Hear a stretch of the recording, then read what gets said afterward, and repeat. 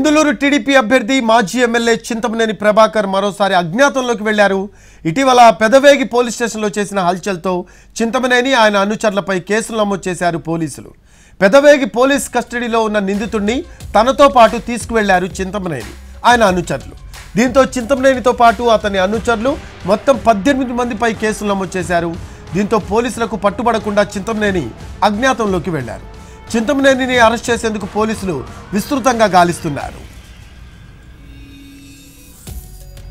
ఈ నెల 13న పోలింగ్ రోజున పెదవేగి మండలం కొప్పువారిగూడెమ్మ పోలింగ్ బూత్ సమీపంలో ఓ వ్యక్తిపై హత్యాయత్నం చేశారనే ఆరోపణలతో రాజశేఖర్ను పెదవేగి పోలీసులు అదుపులోకి తీసుకున్నారు. ఈ విషయం తెలుసుకున్న వెంటనే చింతమనేని తన అనుచరులతో వెళ్లి పోలీసులతో గొడవపడ్డారు. నిందితుడిని తన వెంటబెట్టుకుని తీసుకువెళ్లారు.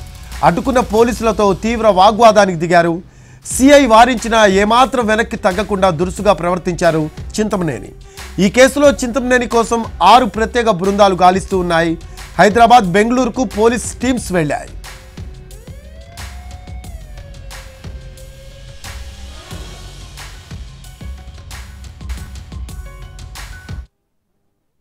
దెందులూరు నియోజకవర్గంలో చోటు చేసుకున్నటువంటి ఘటనలపైన విచారణ కొనసాగుతోంది. అదేవిధంగా పెదవేగి స్టేషన్లో కస్టడీలో ఉన్నటువంటి వ్యక్తిని మాజీ ఎమ్మెల్యే చింతమనేని ప్రభాకర్ తనతో పాటు తీసుకువెళ్లినటువంటి ఘటన పైన కూడా పోలీస్ శాఖ చాలా సీరియస్ గా వ్యవహరిస్తోంది. ఈ ఘటనలో ఉన్నటువంటి వారందరిపైన ఇప్పటికే కేసులు నమోదు చేయడం జరిగింది. ఇప్పటికే విచారణ మరింత వేగవంతం చేశారు. ఇదే విషయం పైన మనతో మాట్లాడేందుకు డిఎస్పీ ఉన్నారు. సార్, ఇప్పటి వరకు కూడా ఎటువంటి విచారణలో ఎటువంటి విచారణ అనేది కొనసాగుతుంది?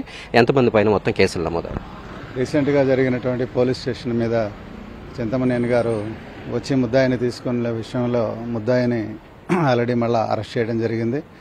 ఈ కేసు విషయంలో అతని వెంట వచ్చినటువంటి అతని సహచరులు సుమారుగా ఒక 18 మందిని ఐడెంటిఫై చేయడం జరిగింది. వాళ్ళందరినీ కూడా గుర్తించాం. తప్పనిసరిగా వాళ్ళందరినీ కూడాను 1 or 2 daysలో అరెస్ట్ చేయడం జరుగుతుంది. ముఖ్యంగా ప్రజలందరికీ కూడా విజ్ఞప్తి చేసేది ఏంటంటే, రేపు కౌంటింగ్ జరగబోతూ ఉంది. ఎక్కడా కూడా ఎలాంటి అల్లర్లకు తావు లేకుండా 144 సెక్షన్, అదేవిధంగా 30 పోలీస్ యాక్ట్ అనేటువంటిది అమల్లో ఉంది. ఎవరు గుంపులుగా తిరగకూడదు అనేటువంటిది దాంట్లో ఉంటుంది. ఎవరు దీన్ని వైలేట్ చేసినా కూడా వారి మీద తీవ్రమైనటువంటి చర్యలను కూడా తీసుకోవడం జరుగుతుంది. ప్రజలు గుర్తించి పోలీసు వారికి సహకరించి దెందులూరులో మరి ఇలాంటి సంఘటన జరగకుండా ప్రజలు సహకరించాలి, నాయకులు కూడా సహకరించాలి. ఈ కేసు విషయంలో మాకు బృందాలు ఒక 4-5 బృందాలు తిరుగుతూ ఉన్నాయి. అదేవిధంగా లోకల్లో కూడా ఒక 4-5 బృందాలు తిరుగుతూ ఉన్నాయి. సో ఇలాంటి తప్పులు చేసినటువంటి వారిని కఠినంగా శిక్షిస్తాం. తప్పనిసరిగా వారి మీద రౌడీ షీట్ కూడా ఓపెన్ చేయడం జరుగుతుంది. కాబట్టి ఎవరు కూడా అనవసరంగా ఇలాంటి చర్యలకు పాల్పడవద్దని చెప్పి అందరికీ కూడా రిక్వెస్ట్ చేసుకుంటున్నాం.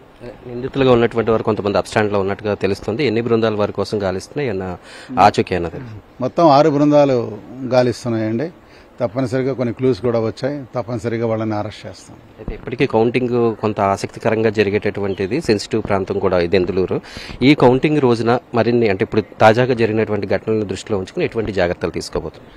కౌంటింగ్ దాని మీద ఐజీ గారు, ఎస్పీ గారు చాలా అద్భుతమైనటువంటి చర్యలను చేపట్టడం జరిగింది ఏలూరులో. మరీ ముఖ్యంగా ట్రబుల్ మాంగర్స్ కానివ్వండి, రౌడీ షీట్స్ కానివ్వండి, ఎవరిని కూడా కౌంటింగ్ ఏజెంట్గా అలౌ చేయడం జరగదు. ముందుగా వెరిఫికేషన్ జరుగుతుంది దాని మీద. సో అలాంటివన్నీ కూడా ఐడెంటిఫై చేయటం. ఎక్కడా కూడా కళ్యాణ మంటపాలు కానివ్వండి, అదేవిధంగా లాడ్జెస్ కానివ్వండి, ఎక్కడా కూడా ఎవరిని కూడా అలౌ చేయొద్దని నోటీసులు ఇవ్వమని కూడా చెప్పారు. అదేవిధంగా ముఖ్యంగా క్రాకర్స్ ఎక్కడా కాల్చకూడదని, ఎవరైతే క్రాకర్స్ అమ్ముతున్నారో వాళ్ళందరికీ కూడా నోటీసులు ఇవ్వమని చెప్పడం కూడా జరిగింది. ఇంకా కూడా ఎక్కడ లూజ్ పెట్రోలు అమ్మకూడదు ఏ బంకులోళ్ళు కూడా అని చెప్పేసి అందరికీ కూడా నోటీసులు సర్వ్ చేయడం జరిగింది. సోషల్ మీడియా వేదికగా కూడా రెచ్చగొట్టేటటువంటి ప్రయత్నాలు కొంతమంది చేసేటటువంటి అవకాశాలు ఉంది. ఇప్పుడు దెందులూరు నియోజకవర్గంలో ఎటువంటి పరిస్థితి అయితే ఉంది ప్రస్తుతం? ప్రజెంట్ ఎలాంటి ఇదేం లేదండి. సోషల్ మీడియాలో ఎలాంటి అన్నెసెసరీ ఇష్యూస్ మీద ఎవరు ఎలాంటి పెట్టినా దాని మీద తీవ్రమైనటువంటి యాక్షన్ తీసుకోవడం జరుగుతుంది. ఎక్కడ ఎవరు ఎలాంటి అన్నెసెసరీ ఆ యొక్క పోస్టులు పెట్టినా కూడా ఐడెంటిఫై చేసి కేసులు రిజిస్టర్ చేయడం జరుగుతుంది.